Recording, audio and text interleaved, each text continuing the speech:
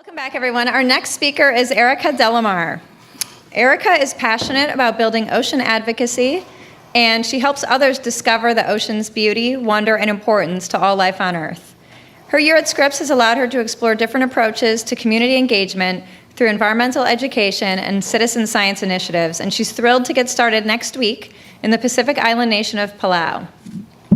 So Erika is somebody who, when I was talking earlier about how the students in this cohort just want to soak everything up, I feel like that is a perfect description of Erika. She wants to meet every person. She wants to do everything. When she got to know the organization Wild Coast and that they had this MPA Watch program to sort of look at human use inside and outside of MPAs, she said, well, why aren't we doing that here at Scripps? And she got everybody in the cohort MPA Watch certified and said, we'll do it. We'll start it here. Erika, she wants to do it all. She has so many things lined up that she's doing after this, and she's been organized and has them sort of all lined up, from the Joides resolution to working with Heirs to Our Oceans to Sussman Fellowship. She has, I feel like it's a perfect sort of microcosm of who Erika is. She wants to have her fingers in a lot of different things, reaching as many people as she can in as many different ways as she can. So I'm really excited to introduce Erika to you. Her project is also a perfect symbol of that as well. So please join me in welcoming Erika Delemarre. Thank you. All right.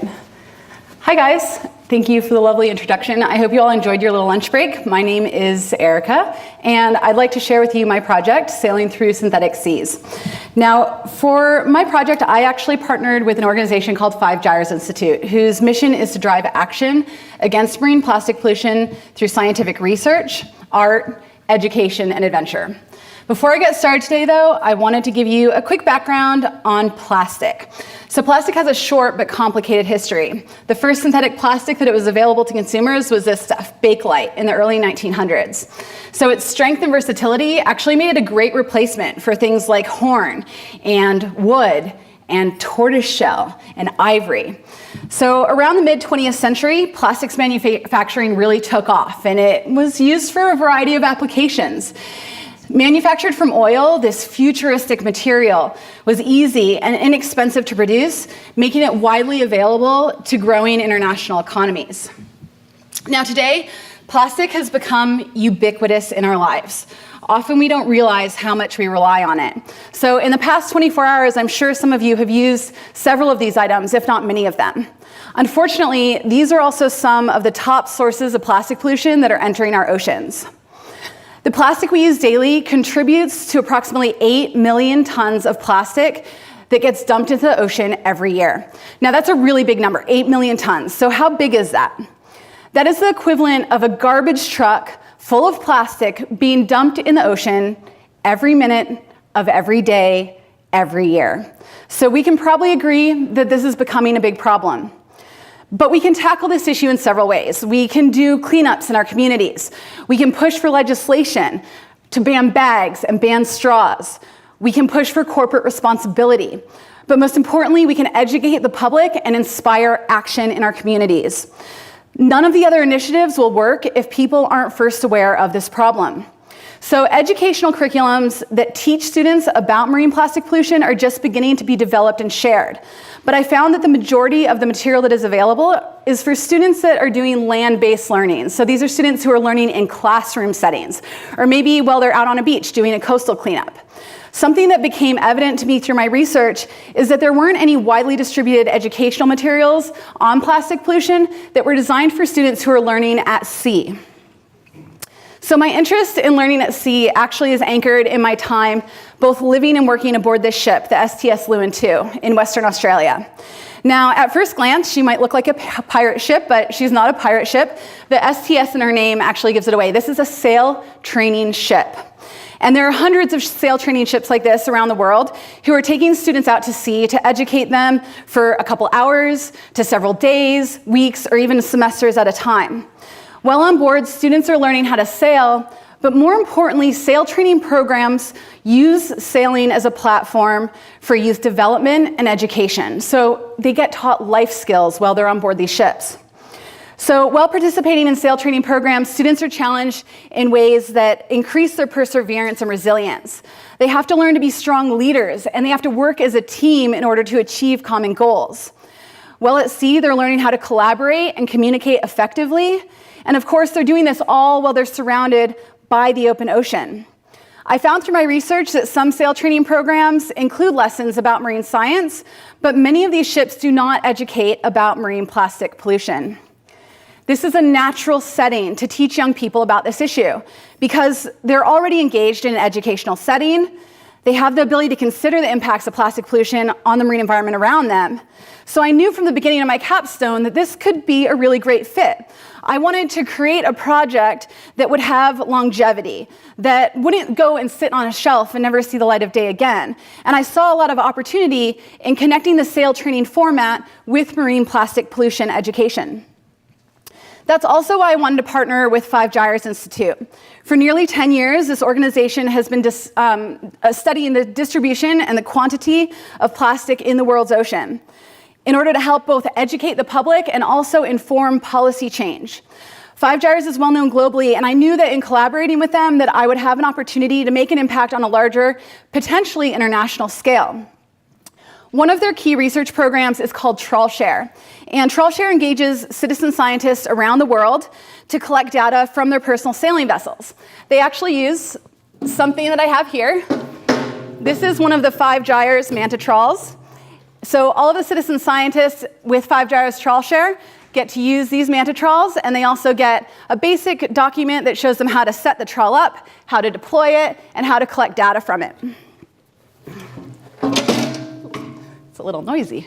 All right. So the data that the citizen scientists are collecting is vital to Five Gyres' work to both quantify the plastic pollution in the ocean and therefore be able to leverage policy change and put pressure on corporations to reduce their waste. In my early discussions with the team at Five Gyres, I identified several ways that the Trawshare program could be improved to increase the data collection, but also to make the program a more robust outreach and education tool. Initially, I noticed that these trawls were distributed to locations primarily in the Northern Hemisphere. There weren't that many down south. Additionally, the program's supporting materials, they lacked an educational component that would really allow users to fully understand the scope of the problem. So this is where I identified the focus of my project. I wanted to take Five Gyres marine plastic pollution outreach and education programs, take it offshore, and put it onto sail training vessels. My plan was to solve this need that Five Gyres had for increased data collection and that increased outreach and education by offering valuable educational materials to sail training vessels, by developing a program that could be would be designed specifically for students learning at sea. So I wanted it to work in conjunction with the Trawshare program, but I also wanted it to be available to anyone who was out in the ocean and wanting to educate students about marine plastic pollution. So while I was developing the ideas for my educational program, I actually had a chance to join Carolyn, who's one of my committee members here in this photo, aboard a vessel for Five Gyres expedition off the coast of Northern California. And I had a chance to use the Trawshare trawl. And while I was out there, just having an opportunity to think about what kind of supporting educational programs would work in conjunction with that. So I was also drawing on my experience working on the ship in Australia. So I knew kind of through these two experiences, it's crucial to really consider the limited space aboard a sailing vessel, as well as the limited resources. You know, you've got to work with what you've got there. So that's how I designed my lessons and my curriculum, was so that everything fit into these varying lengths of time that could kind of fill gaps in between other sailing activities. So another critical component to my research was joining in, both observing and participating in a variety of marine science and conservation education programs in a range of different settings. So during the past 6 months, I've joined programs hosted by organizations such as Aguilita, Wild Coast, the Los Angeles Maritime Institute, San Diego Floating Labs, and many more. So observing both successful and at times not quite as successful delivery of educational material and activities, both on land but also out at sea, was really beneficial in the work that I was doing to develop my own program. So once I had fleshed out the design of my own activities about marine plastic pollution, I had the great privilege to pilot some of them with the Los Angeles Maritime Institute aboard 2 of their ships in San Pedro, California. Over a period of 4 days, I trialed my activities with small groups of students, doing rotations to different instructors around the deck. The groups were primarily high school students, including a group of at-risk youth, and I also had a mix of educators, parents, and grandparents on board.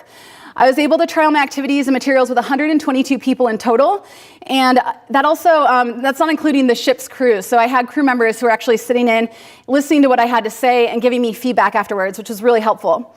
The variety of students really helped me understand what would work and what wouldn't, given different audiences, and then also the shorter time frame. The activity that everyone really loved, you can actually see us doing here, and this is an entanglement activity where the participants get to experience what it's like to possibly be an entangled seabird, and then they're tasked with feeding their young, so passing items in a competitive relay format. So I did most of my instruction out on deck, where I had to consider things like the wind, the ship's movement, available space, and in a few cases, seasickness. And you can actually see a girl right behind me there who is not feeling so well. So gain experience with a variety of students and time frames and settings and the sea conditions really let me kind of hone things in even more as I developed this program. So the outcome of my work is the Trawshare Stem to Stern Marine Plastic Pollution Educational Program. And I actually have a copy of it here for you guys. So this booklet's 130 pages. It's an instructional booklet that's also accompanied by a lot of digital resources, including photos, videos, infographics, articles, scientific papers, and that all supports the different parts of it. It's comprised of 6 different educational units, which are designed specifically, again, for students learning at sea. So each unit is aligned with sail training and ocean literacy principles, as well as the next generation science standards. The units allow students to explore the issue of plastic pollution, but specifically through their unique lens of learning at sea. Though they're numbered sequentially, most of the units can stand alone on their own, but this allows for flexibility for for instructors to kind of choose what fits the time that they have, or maybe the students that they have on board and their interests. So I've done all of the layout and the design of the program myself, creating different icons and formatting that allows for easy navigation. And I wrote content for instructors that may not necessarily have a really thorough understanding of the issue. And I provided them with key facts and questions which will help guide student discussion and critical thinking, encouraging students to explore the topic and develop a deeper understanding. At its foundation, the program is inquiry-based, and it allows the students to really, ask questions and think of their own experiences and kind of draw their own conclusions, which I think is really important, not just regurgitating facts on them, but allowing them to come to their own conclusions. Following the 6 educational units, the appendix includes additional resources, such as a glossary of key terms, related educational resources, and then also a green boating guide. There's so much in there. So while I was working on developing and designing the educational material, I was also reaching out to the sail training community to get a better understanding of their needs. Many sail training ships around the world are connected to a membership organization called Sail Training International, which is a group that connects all of these different ships and kind of organizes different events and things like that. So Sail Training International showed a lot of interest in my program, and they've agreed to help distribute it they have over 300 members in their organization. They also have 67 Blue Flag certified ships, which work specifically on, they've just made a commitment to protecting the marine environment. And I reached out to these individual ships and received an overwhelming positive response. And so the ships that you're seeing here up on screen are some of the Blue Flag vessels that have agreed to take my program on board and integrate it into their resources and their curriculum. So in total, I have 5 sail training ships in North America which are interested in incorporating this program, and that includes the 2 that I worked with up in Los Angeles. We have 1 out in New Jersey, and then also 2 in Toronto. Then in Europe, we have 15 ships that express interest in integrating the program. That includes 2 ships in Norway. We have 2 over in Estonia, 2 in the Netherlands, 6 all around the United Kingdom, 2 in Belgium, and a ship in Portugal.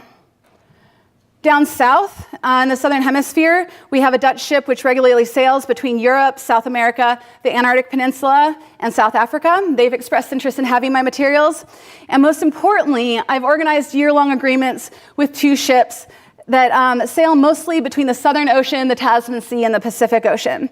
So a ship called the Spirit of New Zealand in Auckland, New Zealand, and then also the Windward Bound based out of Hobart, Tasmania in Australia. They've agreed to not only take on the educational units, but they're also going to have the manta trawl, and they're going to start sampling the waters and collecting data for 5 gyres. So tomorrow, this manta, this book, and then also an educational kit that I've created will be going out to the ship in Tasmania, which is pretty exciting. It's gonna go on a big journey. So as you guys might recall, I said earlier on about how it's was in need of 5 gyres to expand their data collection in the southern hemisphere. So it's pretty exciting to get to send these mantas down there, down south, and get them started in collecting data. As I wrap up the development of this program, I'm just excited to get these materials out there to the 23 ships that have come on board.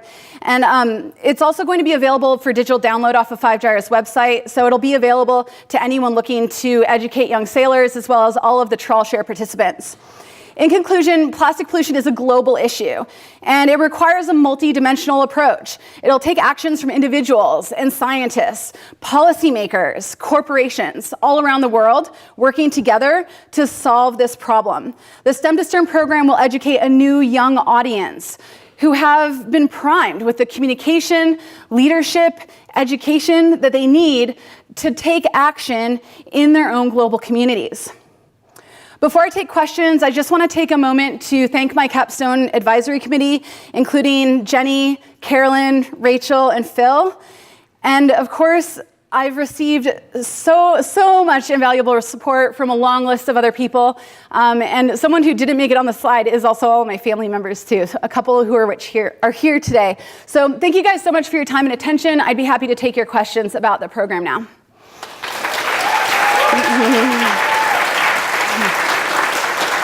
Thank you.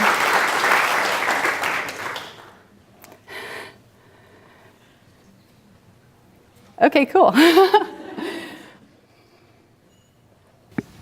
All right, Penny has a question. Well done. Thank you. CNBC has an education website that's visited by a lot of teachers. Is there a way that your material can be downloaded from that site? I do not see why not. I definitely have to run it by the team at 5 Gyres and see how they want to work on the distribution of it, but the CNBC's logo is inside the cover of this, so I feel like it should certainly be available there. Thank you for offering that as an option. Was there another question? Oh, Emily in the back. And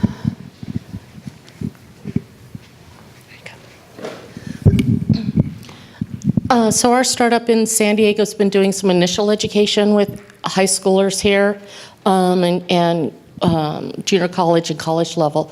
But it seems like a lot of your material would also be relevant to people on land. yeah. Yeah. Well, a lot of my material has been inspired by curriculums that are built for learning on land, and I'd be happy to recommend some of those materials. 5 Gyres actually has a great NGSS aligned curriculum that they recently released. I think it was in February. Algalita also has a great one as well. So there are a lot of resources out there for students of all ages who are learning about it. Yeah.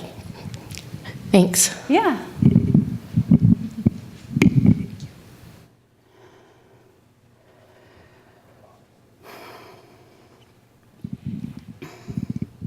Hey, Erika, that was awesome. Thank you. So as you already know, I've also done some marine debris teaching in the past, and one of my favorite things to do was come up with new educational activities. So I was wondering if you could tell us one other activity that you helped to develop that you really, really loved that might be good for those of us that are educators in the room. So I think probably one of my favorites is toward the end of the program, which encourages students to be leaders and be the change that they want to see. And it's a really simple activity, but it's meant to follow any of the other units in terms of giving students the opportunity and the time to write a letter to either a policymaker or a business owner to say, this is what I've learned about marine plastic pollution, this is why I care about it, or this is why I care about the ocean, and this is what I want you to do. So it puts the power into their hands. And that's the whole point of the work that I want to do, both with this project and in everything that I do, is to help educate and inform people so that they can have a voice and that they can understand the issue and then create change within their communities. So I think that's probably like my favorite one within the entire program, is being able to pass the reins on to the students and say, okay, you know what the issue is now. Like, then challenging them, do something about it. Let's hear what you have to say. That's awesome. Thank you. Yeah. Any other questions? All right, thank you.